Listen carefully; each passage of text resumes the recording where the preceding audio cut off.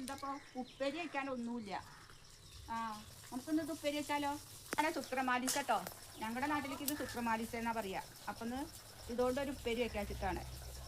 ഇത് ഇല നല്ല തളിര ഇലയാണ് കേട്ടോ, ഇത് മൂത്തിട്ടില്ല. മൂത്ത ലേമ്പിലാണ് ലേമ്പിലൊരു വെള്ളക്കായ ഉണ്ടാവുക. അപ്പം നമുക്ക് ഇതുകൊണ്ടൊരു ഉപ്പേരി വയ്ക്കാം. അത് കഴുകി എടുക്കുകയാണ്. ഇല കഴുകി അരിഞ്ഞ് വെച്ചിട്ടുണ്ട് കേട്ടോ.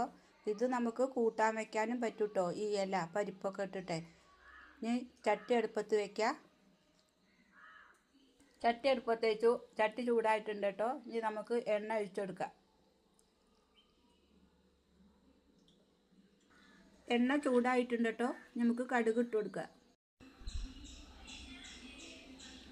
കടുക് പൊട്ടിയിട്ടുണ്ട് കേട്ടോ. ഇനി നമുക്ക് ചുവന്ന മുളക് ഇട്ട് കൊടുക്കുക. ഇനി കുറച്ച് ചെറിയ ഉള്ളി വട്ടത്തിൽ അരിഞ്ഞതും കൂടി ഇട്ട് കൊടുക്കുക.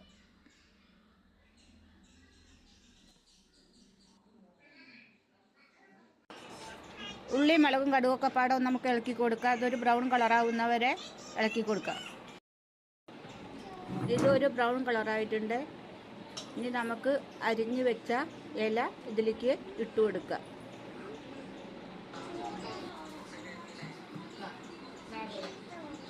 ഇല മൊത്തം ഇട്ട് കൊടുത്തിട്ടുണ്ട് കേട്ടോ. ഇനി നമുക്ക് കുറച്ച് കല്ലുപ്പ് ഇട്ട് കൊടുക്കാം കേട്ടോ. കുറച്ച് വെള്ളം കൂടി കളിച്ചു കൊടുക്കാം കേട്ടോ. ഇലയ്ക്ക് കുറച്ച് വേവുണ്ട്. നമുക്കൊന്ന് ഇളക്കി കൊടുക്കാം.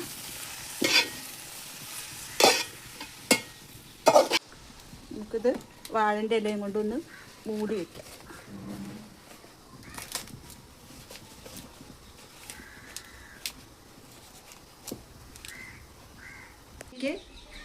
ഒരു തേങ്ങയാണ് ഇട്ട് കൊടുത്തണത്. ഒരു തേങ്ങ ചിരകിയത്, കുറച്ച് ചെറിയുള്ളി, ഒരു 5-8 ചീനിമുളക്.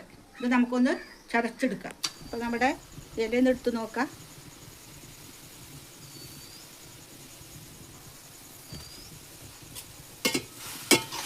എത്ര ഇല നമ്മൾ അരിഞ്ഞതാ. അപ്പോൾ വാടി വെക്കുമ്പോൾ എത്ര കുറച്ചേ ഉള്ളൂ. നല്ല വിറ്റാമിൻ ഉള്ളതാണ് കേട്ടത്. അപ്പോൾ നന്നായിട്ട് ഇലയൊക്കെ വെന്തിട്ടുണ്ട് കേട്ടോ. അപ്പോൾ നമുക്ക് ചതച്ച് വെച്ച ഉള്ളി, തേങ്ങയും ചീനിമുളകും കൂടി ഇതിലേക്ക് ഇട്ട് കൊടുക്കാം.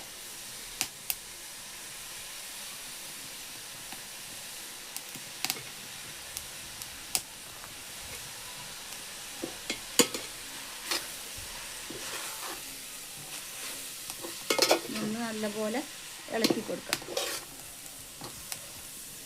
അപ്പോൾ എല്ലാവരും ഈ ഇല കിട്ടിയ ഒന്ന് വെച്ച് നോക്കൊണ്ടു. നല്ല ടേസ്റ്റാണ് കേട്ടോ.